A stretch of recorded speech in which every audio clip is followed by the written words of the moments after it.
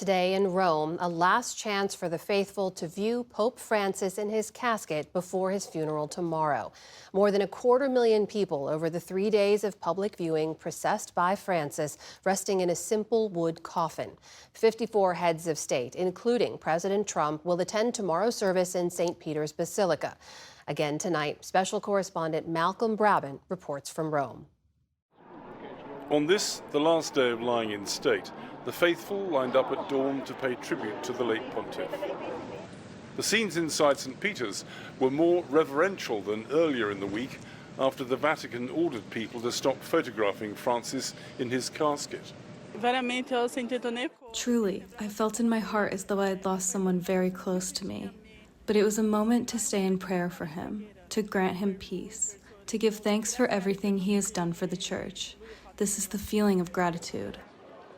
We spent time at the coffin of Pope Francis, just sitting in silence for a few minutes and praying and remembering a very, very beautiful and faithful ministry. Stephen Cottrell, the Archbishop of York, is acting head of the Church of England. I think it was his simplicity of life and his humility, which is what has made his papacy appear so different. And I think that's something that all of us as Christian leaders can learn from. And the fact that he was able to lay aside some of the pomp and the ceremony was something that is very beautiful and has touched our hearts. Despite Pope Francis's reforms, Catholicism remains far more rigid than the Archbishop of York's domain. And not surprisingly, he favours a continuity successor. What I see when I look at the world is confusion, sorrow, hurt, and the things that God has given us in Jesus Christ are exactly what the world needs. So that's what those of us who follow Christ and lead the Church, that's who we need to be. And that's what I hope for in the next Pope. But these are troubled waters. Following the funeral, a storm is brewing between liberals and conservatives. I think in many respects the Catholic Church right now is like society in general, that is polarized. And I would hope that the next Pope would bring some peace, let the dust settle, and bring some authentic dialogue, not just posturing, not just throwing talking points at one another, but really bring some conversation. Father Robert Sirico heads a centre-right institution that offers a moral perspective on the free market. Like his actor brother Tony, who played Paulie Walnuts in The Sopranos, Father Robert is a straight talker. Do you not think that the Church has to become more progressive to keep in touch with the way in which society is changing? I think when I look at churches that have attempted that model, whether it's the Anglican Church in England or the German Church, I see it dying. Where I see it vibrant and living is in those more traditional parts of the Catholic Church in the United States, and in particular on a more international level in Africa. I think we've gotten to the point now in Africa that they could be sending missionaries to the West. Do you believe that the Church is in an existential crisis at all, in terms of losing relevance?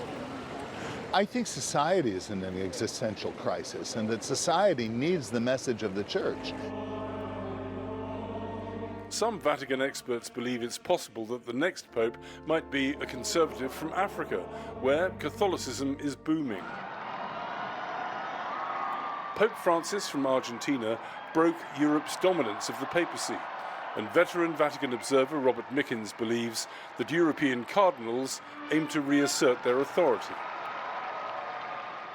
One of the things we should look for in this conclave are the Europeans, especially those who are more traditional, to put forward a candidate that they think can get enough votes to win this conclave, this papal election, in order to turn the Church back to a different path.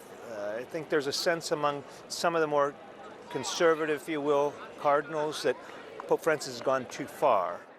Having accommodated tens of thousands of mourners, the Italian authorities have now switched their attention to providing security for scores of world leaders who will be attending tomorrow's funeral. Before departing for Rome, President Trump said he hoped to make progress on trade and the Ukraine conflict. It's going to be very interesting. We're going to meet with a lot of the foreign leaders. They want to meet.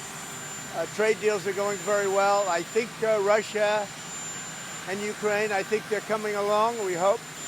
Anyway, we're going to Rome to pay our respects, and we'll be leaving that same day. We'll be coming back home tomorrow night. Seen here with Pope Francis in 2017, President Trump is expected to be seated in a third-tier row of St. Peter's, behind the elite of the Catholic Church and members of royal families. Ukraine's President Zelensky, who enjoyed a much closer relationship with Pope Francis, was due to attend the funeral, but may have to stay in Kyiv because of important military meetings. If Zelensky does make it, it'll be the first time the two leaders will come face to face since their acrimonious meeting in the Oval Office 2 months ago. The Vatican will be hoping that nothing detracts from Pope Francis's last earthly journey.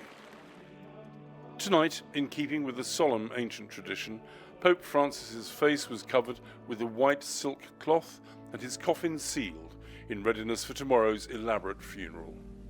Humble to the very last, Pope Francis is rebelling against the grandeur of the Vatican. His final request was to be buried here at the Basilica Santa Maria Maggiore instead of in St. Peter's, where most popes are interred. The only inscription on his tomb will be his name in Latin, Franciscus. This church is destined to become one of Christianity's most important shrines, as the calls grow for Francis to be fast-tracked to sainthood. For the PBS NewsHour, I'm Malcolm Brabant in Rome.